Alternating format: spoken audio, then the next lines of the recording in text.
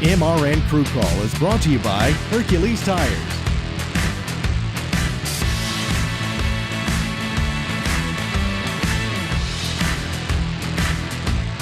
Hello again, everyone. Kurt Becker here with the Motor Racing Network.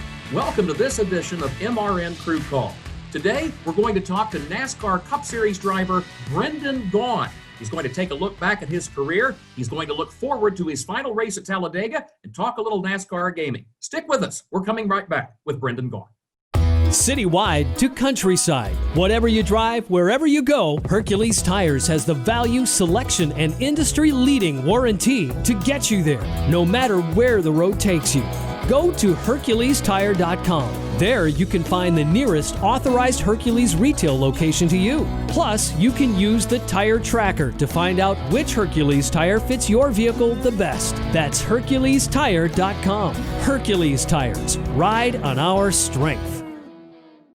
Welcome back to MRN Crew Call. We are joined today by Brendan Gaughan, driver of the South Point Hotel and Casino and Beard Oil Chevrolet in the NASCAR Cup Series. Brendan, first of all, good to see you. Good to see you, Mr. Becker. Sir, I appreciate, I feel very underdressed for our little interview today. You're making me look bad. I was going to say, I bet you never realized I won the Masters tournament. Looks nice. Love the green jacket on you. Very kind of you. Well, okay, first question for you. I know things have been kind of crazy and it's just been kind of chaotic getting everything sorted out as we've moved through 2020. So are you officially retired from NASCAR just yet, or is there another race to go? No, we still got the one race at Talladega, the Mighty Beard Oil 62. We will be back at Talladega in October, and the hashtag not gone yet, which I wish I could take credit for coming up with that. But we got one more, and then the hashtag turns to finally gone now. So it'll be, we're going to roll it out at Talladega, see if we can't. But we've had a great season so far. I mean, 7th and 8th at Daytona, led some laps at Talladega. We're in the front pack. So, we've had a good run. See if we can't go out on a high note. As you get ready for that race on the first Sunday of October, I think back to when the great Richard Petty drove for the final time, and our Winston Kelly interviewed him that day in Atlanta back in 1992. And Winston asked him for his fondest memories of his career racing in NASCAR. Richard's answer was that he said, I think the best thing is I'm still standing here to discuss it with you. How about yourself? Is that going to be your take, or do you have some more specific thoughts about your career? Look, first of all, comparing me anywhere near the same vein of Richard Petty, I think we may have outkicked my coverage there a little bit, but I appreciate that. And Richard grew up in an era. I mean, think about the stuff the guys did back then. I mean, bench seats. Richard raced before they were wearing fire suits, where you've seen pictures of him in a t-shirt, running down the back straightaway at places. So Richard, that was definitely a much different era of our beloved NASCAR. For me, look, I retired 4 years ago. You know that. I mean, 2017, my last year. The last 4 years with the Beard family, this has been gravy. This was not expected. This was not something I ever thought I'd have the chance to do. And do it at a great level. I mean, we've been running competitive every time we show up. It's fun. I enjoy it. So for me, I'm going to look back at that career, and I'm going to say a little bit of the Richard Petty thing. Hey, you know what? 23 years later of driving NASCAR, and I'm still standing. I still got it. We're still having fun. But at the same time, I'm just going to look back and say, man, I was lucky. I met some great people. I got some great friends from this. I've got great memories out of this. And, all through the years, the one thing I can say I'm most proud of is if you ask anybody I've been the driver on their team, that they've been a mechanic for me. I think those are the guys that I'm going to miss the memories of the most, because I've been with some great people over the decades. With that being the case, I know sometimes in the world of sport, when someone announces his retirement, it can be tough to stay retired. Will this be for good? Yeah, no, it's not that tough. First, I'm still racing the desert. I still got my off-road stuff. I didn't really tell anybody. I kind of snuck it in. Last week was my 7-year-old son's first off-road race.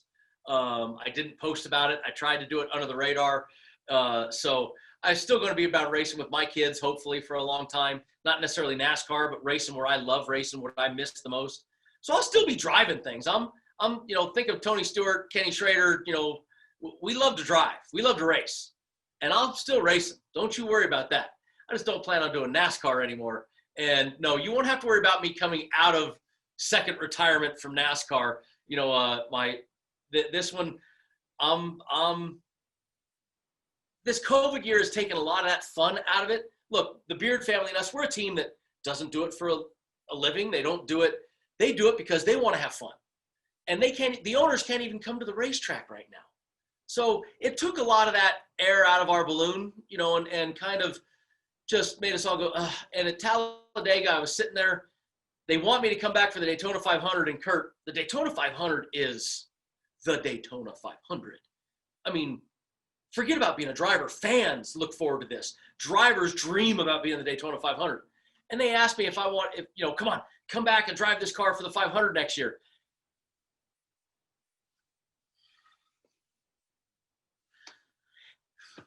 If that's your reaction, if your reaction is, well, I mean, if I'm not saying, hell yeah, I want one more shot at that, don't do it. And that was my reaction. So for me, I'm feeling pretty good about it. You're not going to have to worry about me, unless Rick Hendrick calls me and says somebody's hurt and he wants an old fat guy in the driver's seat, which I don't think is going to happen anytime soon. I think I'm safe. You mentioned Mark Beard and the folks at Beard Motorsports. I know when you became a NASCAR driver back in the 1990s, you said you were just so happy to be able to participate in the sport. Have Mark Beard and his family and his group, are they putting you in a position to stand here in the year 2020 and say, you know what, despite the challenges of 2020, I'm leaving this sport happy as well? I'm leaving the sport happier than I've ever been. This has been my best cup races of my career with this family. I've driven for Roger Penske, Richard Childress. I've driven for some great Germain Racing. I've driven for some big names in this sport. I had great opportunities, represented great companies. I've never had more fun, Kurt. I'm going out the same way I came in with that appreciation of, you know what, this is great. I still get to drive a race car. I mean, over the years, sometimes you kind of forget how great this is, and there's guys that sometimes don't think it's, they just don't appreciate it maybe enough. I promise you, still appreciative, and even more appreciative of what the Beard family gave to me, which is this bonus 4 years. I'm in the Super Mario bonus world that you didn't know was there. You know, I mean, it's like, hey, look, something cool. So I feel like I'm still 23, and they gave me an opportunity that I never expected. You and your family, through the South Point Hotel and Casino, always very gracious hosts to the NASCAR community whenever we come to the Las Vegas region.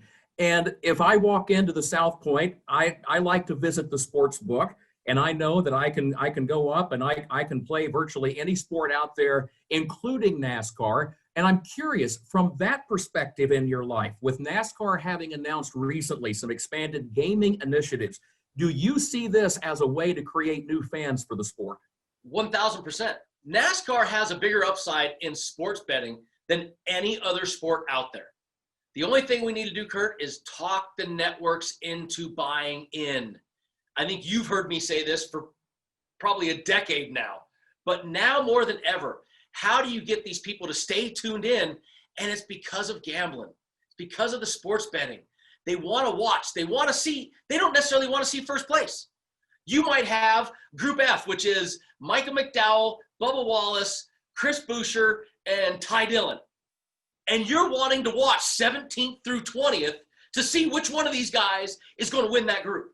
If the TV buys into it, it's huge. And with this COVID deal, NASCAR being the only sport back, the numbers were a huge boon to NASCAR and betting. Our handles, our action was way up. And even now that football is back and baseball is back and basketball is back, NASCAR's numbers are up a large percentage of what they were in the past. People are staying tuned in. We need to get the TV networks to buy into this. NASCAR has. NASCAR's made initiatives to do in-game betting with a couple outfits. They're working on trying to build their own system, but the network's got to buy in so the eyeballs on the screen can learn and pay attention to it. I took the liberty of visiting the sports book for South Point for the Cup race coming up at Bristol. And when I looked down the odds, the thing that really struck me, you can get some pretty juicy odds on established drivers and even drivers who have run well at that track. When you talk to friends and clients who bet other sports, do they ever come to you and say, you know, there's some real value in NASCAR? It happens more and more now. You know, and of course, at the South Point, we have the VEASAN Network. We are the home of Brent Musburger's VEASAN Network. So it's a full-time gambling channel. And more shows are having me on and having Jeff Motley on, and we talk sports betting in NASCAR more and more often. I walk a very fine line still racing and talking about the gambling. I always, on my show Gaughan Racing, I always preface every week when we do our picks to Mr. Steve Phelps and the lovely Mike Helton that I love you guys, and remember mine are for entertainment purposes only. But, you know, people all the time now are saying, hey, how come, and they're paying attention to some of these numbers. And you're getting more and more people now. What's fun is the group matchups, the head-to-head matchups, some of the prop bets. It makes NASCAR so much more fun. Betting a one-man race in a 40-man field, that's tough. A 40-man horse race, picking the winner every week, you're not going to make much money doing that. It's a tough road. But now we have top threes, we have top tens, we have head-to-heads, we have groups. You have all these things that we've come up with. Now there's some excitement here. Now people are going, hey, you know, on my show all year, Kurt, and Kyle Busch, he's going to forgive me, Kyle. I love Kyle. We know that Kyle and I are buddies, but I bet the don't line on Kyle all year because he hasn't been the Kyle Busch of the past. So Kyle Busch has been favorites against a lot of people. And I'm like, well, whoa. That's because of history. But recent history says, oh, so I've got people saying, you really think the don't line on Kyle this week against Brad? I'm like, yeah, I do. Brad's plus 120. Hook on Brad right now. I think it's great. And last week, we won Brad Keselowski. So, you know, people are talking about it more and more. That talk equates, Kurt, to you and me and our businesses, to eyeballs on the screen, which means more sponsors come back in, which means more people are watching again, and it makes for a healthier sport. So focusing on gambling is got to be the next thing that the networks and NASCAR stay focused on. Is it as you describe what you see as far as the potential? Is this a chance to if I'm sitting in the stands or I'm sitting in my living room at home watching or listening to the race, if I'm hearing you correctly, it essentially makes me a stakeholder in the industry, does it not? Yeah. I mean, look, everybody always wants to say stakeholder. They love that term. And so NASCAR says they want revenues from gambling, and NFL says they want revenues. Time out. We don't always win. You want revenue, that's fine. When we lose, are you going to pony your portion up? No. But what it does for the fan is it makes the fan have that, the word we like to use is vested interest, that stakeholdership.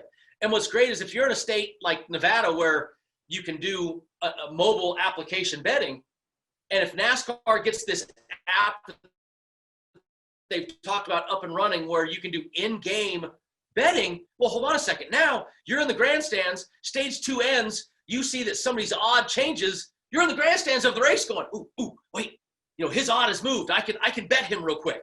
It really opens up a lot of doors. Dover, having the casino at the racetrack.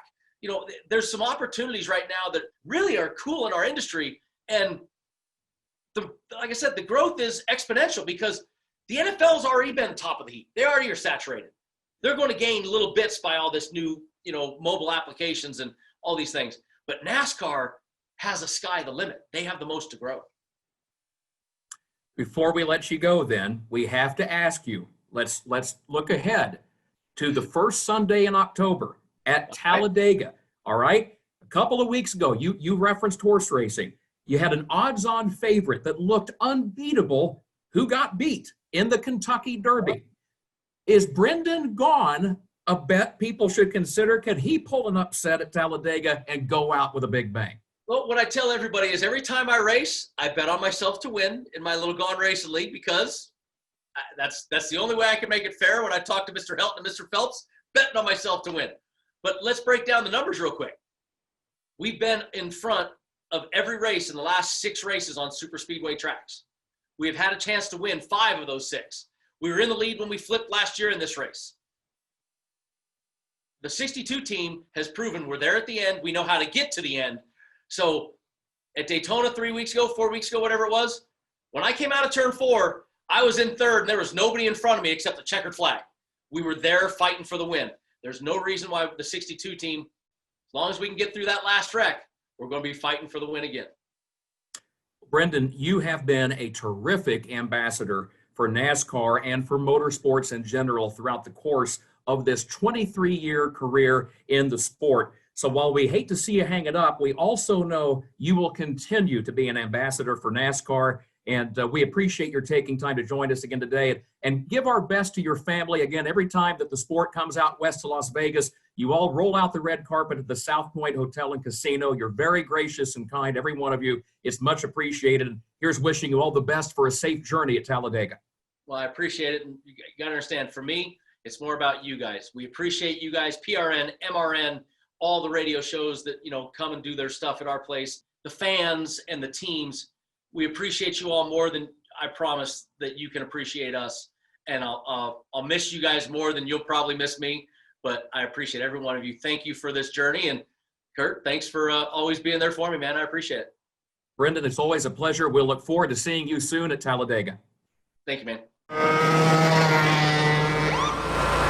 Sir, are you aware you were going 40 miles an hour? This is a residential area. Sure, but I'm on my lawnmower? Wait, am I getting a ticket? No, I've just never seen anyone top 9 miles an hour on one of those bad boys. And mow their entire lawn in 30 seconds? What got into you? Well, it did fuel up at Sunoco this morning. At Sunoco, we know how to fuel peak performance. We've been doing it for American racing for over 50 years. Fuel your best. Well, hey, gang, it's been great to have you with us for this installment of MRN Crew Call. I want to remind you that we still want to see your pictures and videos from how you're observing and celebrating race weekend. Hit us up on Twitter at MRN Radio. Use the hashtag NASCAR Tailgate. It's been a lot of fun all season long, and even more fun now that we're into the playoffs. Well, that'll do it for now. For everybody at the Motor Racing Network and for Crew Call, I'm Kurt Becker. MRN Crew Call was brought to you by Hercules Tires.